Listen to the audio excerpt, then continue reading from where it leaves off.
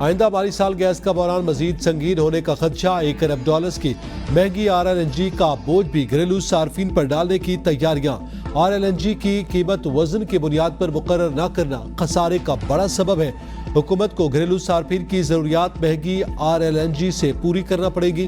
آئندہ مالی سال میں مہنگی RLNG کی خریداری پر $1 ارب لاگت آئے گی۔ مہنگائی کی چکی میں پیسے عوام پر ایک اور بار آج گیس مہنگی ہونے کا امکان۔ سوئی نظر کی سال میں تیسری بار گیس کی قیمتوں میں اضافے کی درخواست پر آگرہ میں سماعت۔ گیس کی قیمت $4,489 فی MMBTU کرنے کی تجویز۔ قیمت بڑھنے سے بلوں میں اوسطاً 155% تک اضافے کا امکان۔ اضافے کا اطلاق 1 جولائی سے کرنے کی درخواست۔ سوئی نظر نے اس سے پہلے بھی گیس کی قیمتوں میں 147% تک اضافہ مانگا تھا۔ سوئی صدر نے بھی آگرہ سے گیس کی قیمتیں $274.40 فی MMBTU اضافے کی درخواست کی تھی۔ اضافے سے جس صارف کا گیس بل پہلے $100 تھا وہ $600، جس کا $600 ہے وہ $1500 ہو جائے گا۔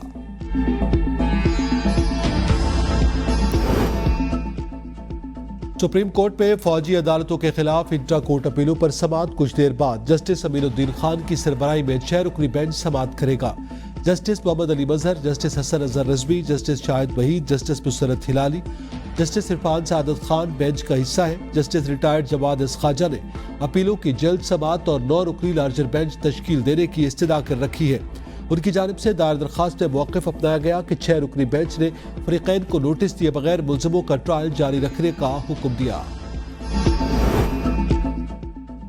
پاکستان اور افغانستان کے درمیان کشیدگی میں کمی۔ سیکرٹری تجارت آج کابل کا دورہ کریں گے اور ترجمان دفتر خارجہ کے مطابق سیکرٹری تجارت خرم آغا 2 روزہ دورے میں تجارت سے متعلق امور پر تبادلہ خیال کریں گے۔ ترجمان نے کہا ہے کہ پاکستان افغانستان کے ساتھ تجارت اور عوام کے درمیان تعلقات کو فروغ دینے کے لیے پرعزم ہے۔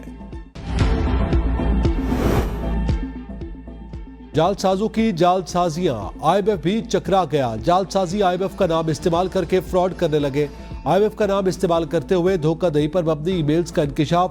IMF نے دھوکہ دہی سے بچنے کے لیے انتباہ جاری کر دیا۔ IMF کا کہنا ہے کہ خطوط یا ای میل میں لوگوں سے ذاتی بینکنگ کی تفصیلات مانگی جا رہی ہے۔ IMF کسی تیسرے فریق کے ذریعے حکومتوں کے درمیان معاہدہ یا ادائیگیاں نہیں کرتا، نہ ہی تیسرے فریق کے ذریعے اجازت، تصدیق، نگرانی یا معاونت کی جاتی ہے۔ IMF کے لین دین اور آپریشن براہ راست رکن ممالک کے ساتھ ہوتے ہیں۔ عوام الناس کے ساتھ عالمی ادارے کا براہ راست کوئی رابطہ نہیں ہوتا۔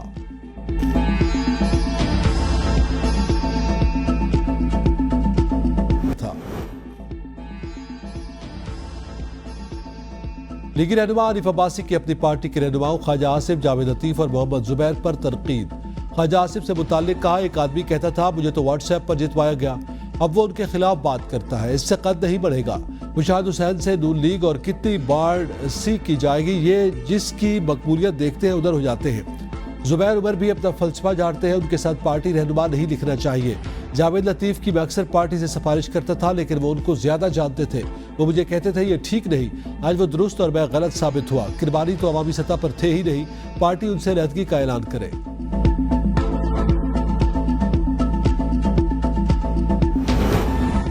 آئندہ 5 سالوں میں خیبر پختونخوا تباہ ہونے جا رہا ہے۔ کیپٹن ریٹائرڈ محمد صفدر کی میڈیا سے گفتگو، کہا خیبر پختونخوا شہباز شریف کی نقل کر رہی ہے۔ صوبائی حکومت پہلے 1100 ارب روپے کا قرض تو ختم کرے۔